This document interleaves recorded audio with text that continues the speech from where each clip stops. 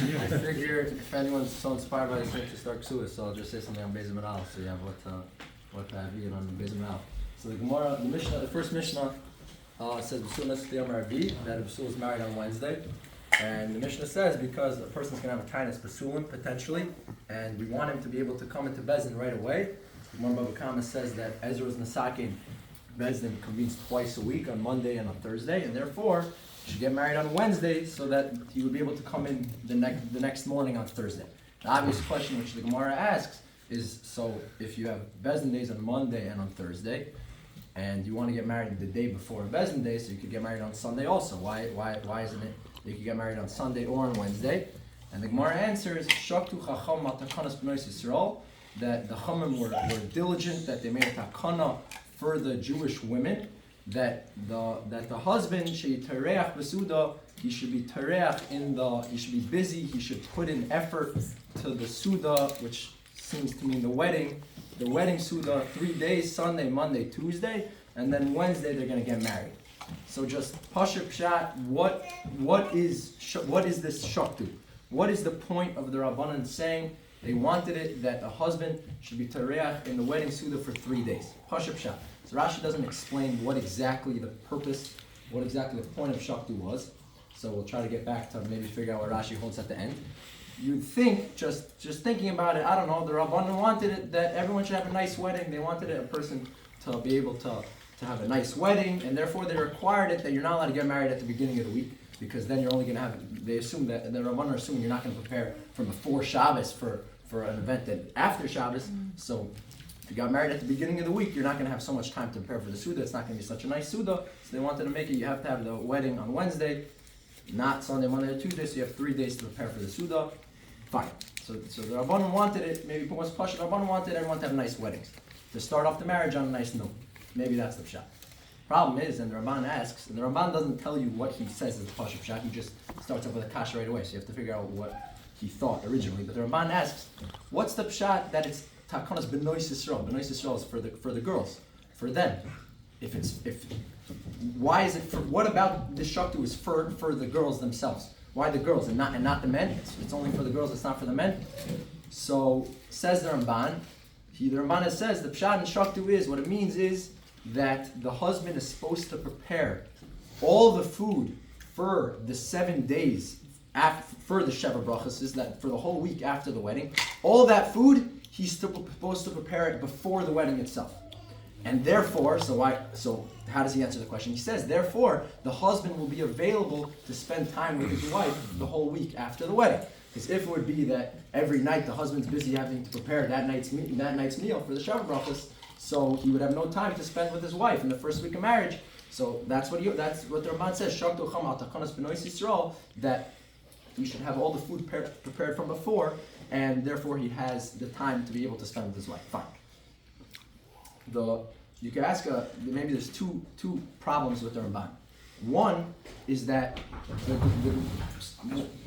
Gemara's key word when the Gemara talks about the shaktu is shaktu cham al takas b'noisel shu tayreach b'suda shloshim. That the Gemara seems to be stressing the fact that the husband is being tayreach in the suda, putting work in the suda, putting effort into the suda. The Gemara later on Gimel and Aleph says at the bottom, the Gemara there says that they made a takana that after the Bezdin canceled Monday, Thursday, so they made it, or if it would theoretically happen that there would no longer be the takana that Bezdin's only on Monday and Thursday, you could get married on Sunday. You could start getting married on Sunday, and the Gemara there asks, but what about shaktu? Answers the Gemara, the triach, like he was mekayim shaktu, he was tareach, he did busy himself. Again, the Gemara seems to be stressing the tareach part, the fact that the husband is putting in effort. Why does that matter, according to the Ramban? It's not very nice. The triach, yeah, usually when you prepare a week's worth of food before the week, so yeah, it takes effort, but that's not the point. Is not the effort. Okay, that's one point on the Ramban. Second, on the Ramban is that it's also the Gemara says shaktu chama tokas Yisrael shiru tarech besuda. Suda means a suda, not many sudas. Suda means one suda. So according to the Ramban, it's not that you're tarech in the suda, you're tarech in the whole week's sudas. So he has to lav dafka on two accounts. If the Ramban wants to say what he's saying, he has to lav dafka the Gemara on two accounts. First of all, the Tereach part, the Gemara Gimel and Alpha, that's saying you're Mekayim Shaktu because he was Triach like, you put in the effort, he was busy himself, that's not the point. And second of all, that it's not Suda, it's Sudos. So those are two things that maybe the Ramban is you can ask a kasha on the Ramban. The Ritva the Ritva doesn't ask these kashas, but he says a different shot, which takes care of both problems. Says the Ritva that no, the Gemara is very dafka. The whole point of the Gemara is saying the triach. The key is for a husband to be tereach in the Suda. Why? The Gemara says on Yudam and Aleph later that if a person makes a tainus basulim, he's neman because ein adam tereach basulim mafseda, which means that if the Rabbanim were concerned about the following thing that is going to happen. He's gonna be Mekadesh the girl, and then before the Nesuin, he's gonna come. He doesn't like her anymore. So what's he gonna do? So instead of just canceling the marriage, which maybe looks bad on his part, what's he gonna do? He's gonna marry her. He's gonna go through with the marriage, and then just blame her and say that she wasn't a basula. He married her expecting she's a basula. He's gonna blame her, make a tinus basulim. He's gonna be neman, and he's gonna get rid of her. And now she has a mess because now she's not a basula anymore. And she's a grusha, and now she can't. She can't marry a kohen. Okay, whatever. So the point is that Rabbanan did not want this to happen. So says the Ritva, that's what the point of Shaktu is. Shaktu is that the Rabbanan wanted the husband to dafka be very toireach in the Suda, so that he's thinking. So now he already doesn't like her, and he's about to have the wedding this week.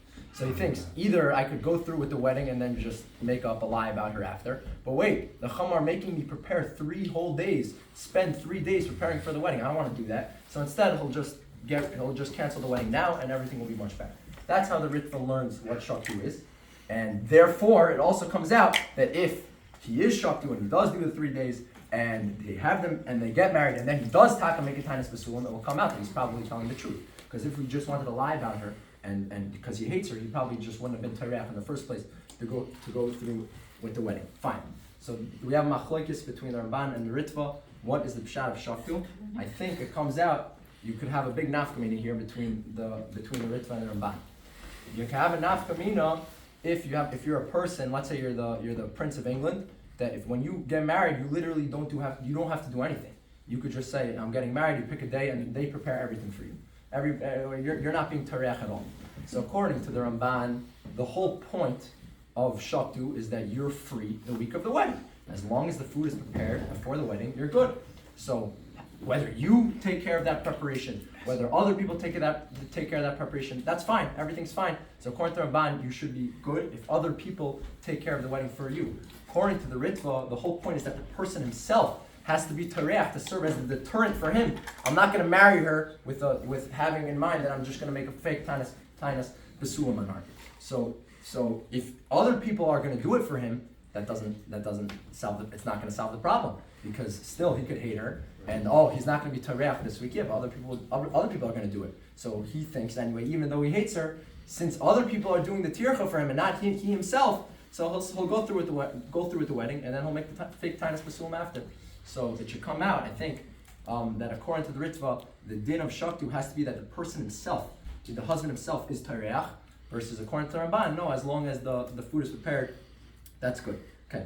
No, but the bottom line is there's still expenditures. You could say maybe even according to the Ritva. If it's a rich guy, he's still not willing to, hire the caterers or whatever it is. But let's say other people are paying for it. Let's say he's not doing anything. Other people are taking care of his wedding. Prince of England, he doesn't pay anything. Okay. Or you could say, maybe you could say that even he's still going to be. But what, you're going to say according to the Ritva, the Prince of England's not allowed to hire a caterer? What do you say? Saying he doesn't pay. He's not paying for it himself. So does he really care if that wedding ends up being for nothing? He wasn't Tareach. He didn't spend the money. But what are you saying is the nafkamina? You said there's a nafkamina. Yeah. Is it a kiyum shaktu if the husband himself did not do any tircha?